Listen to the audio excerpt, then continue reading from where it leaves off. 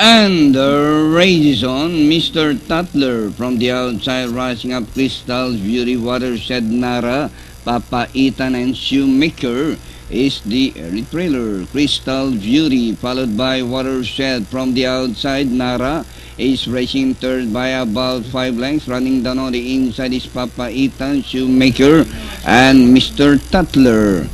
Two runners fighting for the lead. Watershed from the outside. Crystal Beauty is running by the row. Nara is racing third by about 6 lengths. Papa Ethan. And rounding the far turn, Watershed this time by half a length. Crystal Beauty. Nara racing third by about 3 lengths as they race to final corner.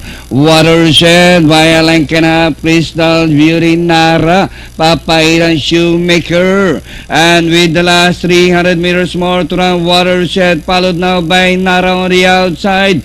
Nara takes the lead. Watershed, Crystal Beauty, Papa Ethan.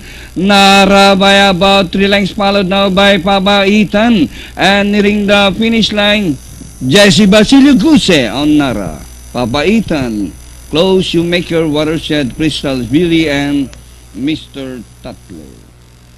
Okay.